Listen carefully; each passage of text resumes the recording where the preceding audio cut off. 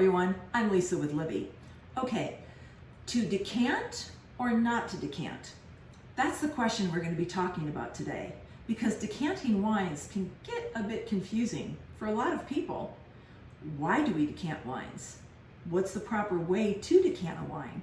And then there's the question of what wines do you decant and what wines don't you decant?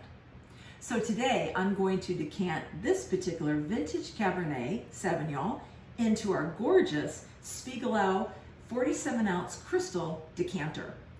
Now, speaking of decanters, this is one of my favorites because it's not too small, it's not too big, it's the perfect size, beautiful, generous bowl with a gorgeous tapered neck. It's very simple yet elegant. And when you're decanting an elegant vintage wine, you want an elegant decanter to go along with that. So now let's talk about why do we decant wines? Well, the first and obvious reason is to aerate that wine. We want to, let those compounds, we want to activate the compounds of the wine and activate those aromas, those beautiful flavors, and basically let the wine breathe. But there's also a couple of other reasons to decant wines, especially full-bodied red wines and full-bodied wines that have been aged in bottle for a while. And that's tannins. When we deal with full-bodied red wines, that means we come in contact with tannins, right? The wines have tannins in them. Well, many times those tannins can be a bit harsh, resulting on a bitter taste on your palate and your tongue. So by decanting a full-bodied red, that allows oxygen to come into this decanter and help circulate around that wine and help soften those tannins. So in turn, that helps soften and make the wine and the tannins more rounder, a more supple feel. So when you're drinking it and it hits your palate, it's going to be a beautiful experience. Now, another reason why we always want to decant wines is because of the sediment. When you're storing wines, especially corked wines, you always want to store the bottles on their side. You want to store them horizontally, preferably always in a dark place, a dark, cool place that's around 55 degrees, away from any UV light and especially sunlight, because you don't want the light changing that wine. Well, when you have bottles that are stored on their side for any length of time, they're going to develop sediment. So obviously we want to decant that sediment before we serve the wine. Now, when it comes to what wines to decant and what wines don't you decant, well, first and foremost, you pretty much always want to decant a full-bodied red, especially a full-bodied red wine that has been in bottle for a while.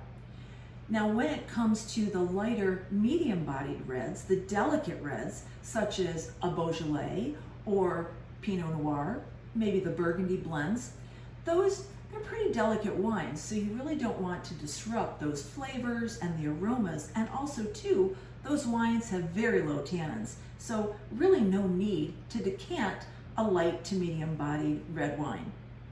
Now, when it comes to white wines, full-bodied Chardonnays, full-bodied white wines, especially that have been in bottle, vintage white wines, always benefit from decanting. But when it comes to the lighter body, the more delicate white wines, such as Sauvignon Blancs, Rieslings, not necessary to do or to decant those type of wines, especially since they don't have tannins. But now, here's an exception to that rule. When you're storing your white wines, if you're storing them in a regular refrigerator instead of a wine refrigerator, most of our refrigerators cool our food and our liquids around 35 to 37 degrees. Well, you should always serve your white wines at around 50 degrees. So if you have your wine and it's a little bit colder, right, than your typical 50 degrees, you can decant that white wine, and that in turn will take that wine and help elevate that temperature a bit to the appropriate drinking temperature of 55 degrees. So now, let's go ahead and decant this wine. I have my wine and I have my gorgeous decanter. I need something else though. My candle. Now, for some of you who do not know this technique, you're probably thinking, what the heck is she doing with a candle? Well, decanting wine, since there's usually sediment in the bottom of the bottle, right? And since wine bottles are usually either dark brown or darkish green, right, to prevent light from coming in, it's hard to see that sediment.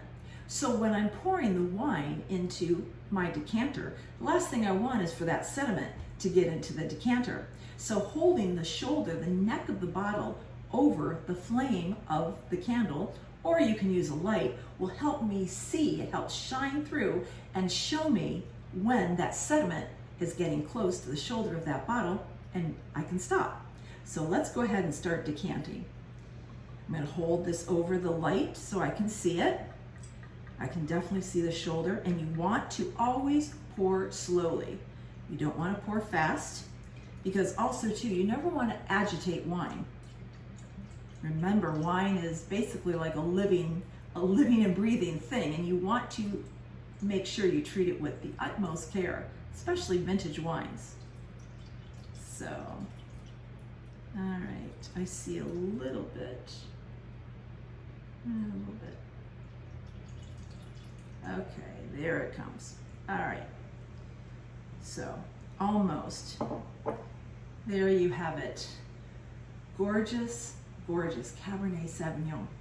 And now I'm going to let this sit for about 20-30 minutes, and then I'm going to pour this delicious wine into my gorgeous 26-ounce Renaissance Bordeaux glass.